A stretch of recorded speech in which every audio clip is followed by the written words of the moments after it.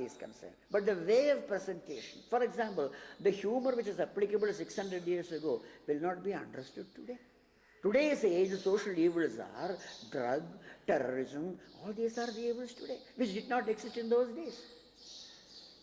So this way, unless we adapt and remove this artificial wall of language, of the old traditions, and come down to today's level to meet today's needs, particularly the youth, who are very, very intelligent, who would not accept something just because it is old. So from that point of view, I am trying to reform as much as possible, without any ways. There is no need. People ask me, why do you present only Puranic stories? In every Puranic episode, one can bring today's contemporary events. The Purana is just a fabric or a foundation on which you build a superstructure according to your taste or the civilization of the times. Now in your audience you have people like me, youngsters. In my audience, I am fortunate, God is great. A major part of the audience are youngsters, men and women. Beyond, as I told you, language barrier or religious barrier or communal barrier. So what do you say when they tell me that I belong to the British culture where we have... Yes, in a 2-hour program, there will be subject matter which is your requirement. After a show, madam, many old people come and say, oh, so wonderful, so devotional. A young group will come and say, sir, so much to laugh, so much to... But after every laughter, sir, there is something you made us think about. The men and women, separate, the ladies would say, look, we talk of Sita or chastity, but today's world, you give us, really, you gave some examples which are useful as a housewife, as a lady in the house, as a mother, as a social worker. So, one is, I am very careful from my point of view, to cater to the taste, requirements of the entire ring of society, comprising of... They tell me that my culture is getting corrupted by the hamburgers and the KFCs and all that. I do not go into any negative criticism. I would not condemn today's cinema, I would not condemn today's food habits, but I bring out to them the values of restraint. I only bring out to them just for the heck of it. Do not do certain things. There is a purpose in life. The body has to be maintained, has to be looked after, not fondled. At the same time, not spoiled. Bring out a balance. I never say anything negative. That is the advantage of humor. Bringing out the funny side of it. Can you exemplify that? Like for a youth audience like me?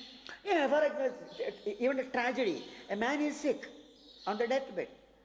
One goes and sees him, close friend. Oh, my friend, what did the doctor tell you? The doctor must have told him that he may not survive 24 hours. Should he tell him that?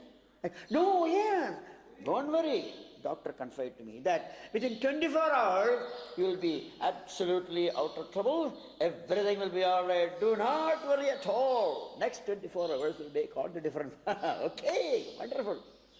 I have not told a lie. Within 24 hours you will be all right. You will be beyond all troubles.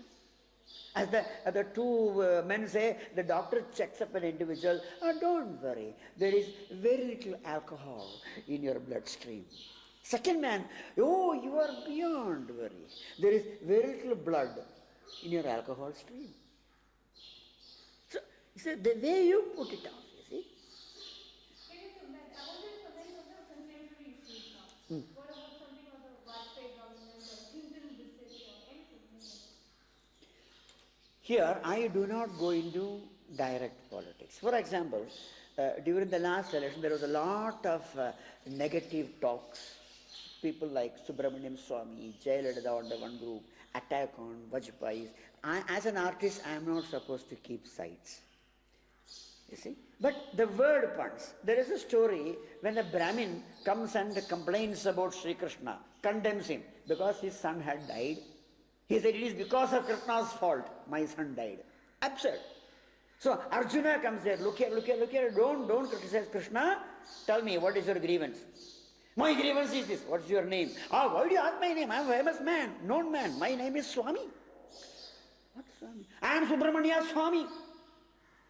What is your job? My job is to find out faults.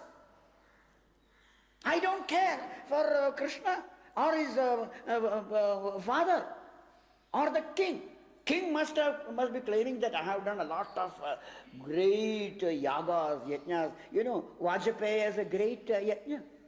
So the name Vajpayee is one who has conducted Vajpayee. Your Agrasena may claim that I am a Vajpayee. Balaram may say that I am a man who does a lot of adhwana. I am an adhwani. But I don't care. My job is to expose these people. But what purpose will you say? None of my business. My motive is to attack. See here, I have word puns of Vajpayee, Advani, Swami, without in any way condemning anyone. At the same time, the message is brought out. You are quarreling. Ultimately for what? Yes, the other man is wrong. But you alone saying he is wrong, does it make me right? Negative, destructive criticism doesn't serve any purpose. There is a message of this. At the same time, I have not given an indication I am on anybody's side. Yeah, rolling. Yes, sir. They keep telling me that our Indian youth is becoming LTVized, Coca-Cola-ization is happening, hamburger culture is coming in. What do you have to say? I would never subscribe to that type of fatalistic or pessimistic view. So what? Our culture, India's heritage, has survived for over 2,000, 3,000, 5,000 years. It won't get destroyed. But the idea is, today's youth, give them freedom. Do not restrain them just because of old traditions. Do not allow them to do these things. But please bring that message to the youth today. Every artist should try to do that. That just revelry or enjoyment or music and dance, that is not a full life. Your own body has to be maintained healthily. Your own thought process as a social animal. Do social work. Have religious values in your mind, whatever may be your religion. Do not condemn just because the externals are not to your taste. I have got a total faith in today's youth. Only thing is, they need not condemn the old. Take, for example, Bhagavad Gita. The topmost thinkers and philosophers have now accepted. Or take, for example, Kalidasa's works. In no way are they inferior to that of a Shakespeare. So why don't you go through these things? Like, as William Wordsworth said, a lot of gems are there beneath the seabed. Take them out. Do not avoid going near the sea just because the water is saltish. I have a full faith. But I think that in the days to come, forget all these extras of dance and revelries and MTVs, blah, blah, blah, blah, blah. Ultimately, the inherent values will be realized by particularly the youth. Many of the well-known Swamijis, right from Swami Chinmayananda onwards, you have not noticed, I don't know possibly, but hundreds and hundreds of them are youngsters who are office goers, who are students, whose social life is no way affected. There is no contradiction. The only thing is, do not take extremes of view. Only the old is great. Only the new is today's age. No, bring a balance between the two. A healthy balance. I have got total faith. So it's okay to have Coca-Cola to survive? Pardon me? So it's okay to have Coca-Cola to survive? Oh yes, I should. Can you arrange? Can you tell me how the temple art, the Chakyar began as a temple art form initially and how it was there? You see, those days, art was encouraged by the ruling class. And most of the shows, Sanskrit drama, had some kind of a Puranic background. And in those days, temple, many of them had natural theatres inside. And temple was a place where people used to congregate in a matter of discipline at specific hours. So temple was made the original theatre in India. Once when I was giving a show in Israel, in an international show, they said, where are the theatres in India? Like the Shakespeare Theatre in London. Go to the temples. They are called the Koothu. They are architectural marvels. The only thing is, the accessibility was very limited in those temples. So, a humble artist like me has tried to bring it out. And earlier you used to perform earlier Koothu. See, the concept of Koothu is dance, but I've seen you perform. Does not have a dance as such. That's a very good question because the dance is part of a Sanskrit ballet or drama which is called Kutiyatam. And in any Sanskrit drama, an essential character is the clown who acts the fool but is the most intelligent, like a circus clown. He has to be a super gymnast.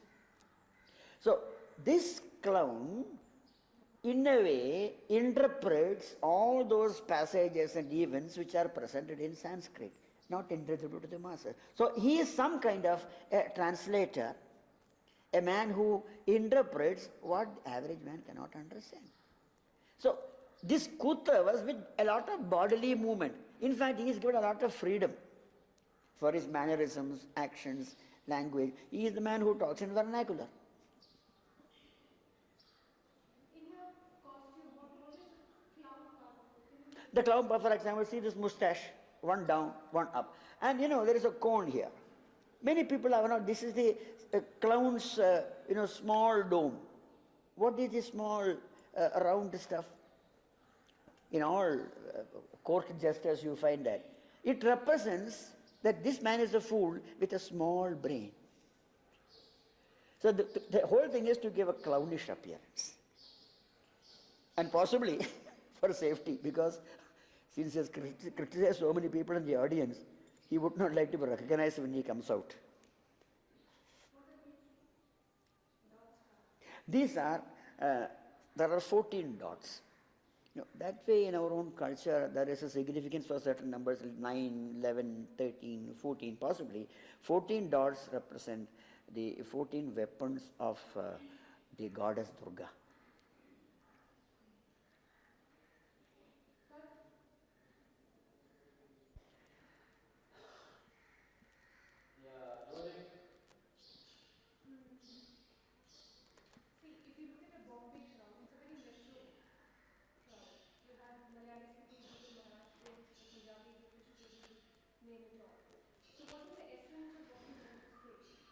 Yeah, that is my dream. And I want to realize that dream in my life with the blessings of this presiding deity. You see, basically I am a Tamilian, domiciled in Kerala. And this Kerala art, somehow I have been able to bring out of Kerala, present it throughout the country, abroad, including Israel.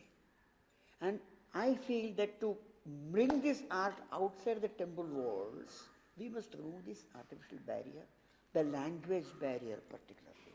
So my presentation in English, Tamil, Malayalam, Hindi, it is accepted widely. In Israel, it was an eye-opener. 12 countries participated for a vintage one-man show festival. I was given a standing ovation.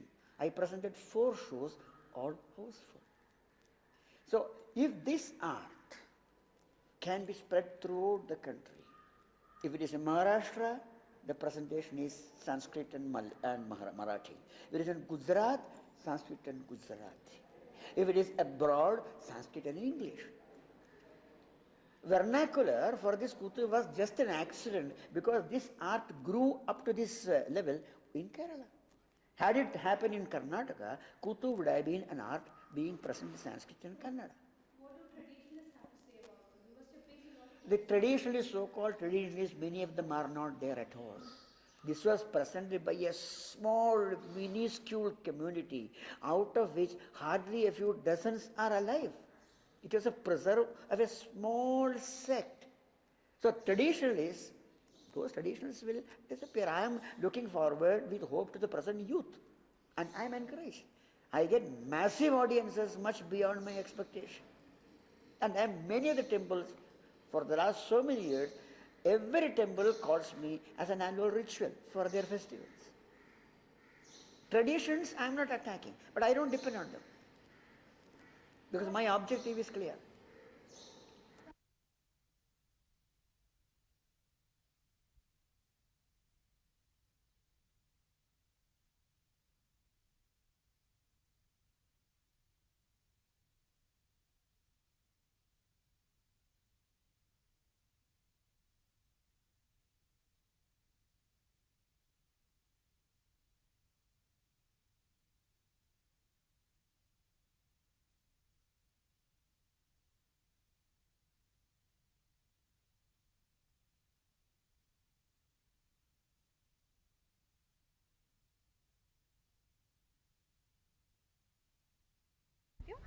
have it? Yeah, rolling.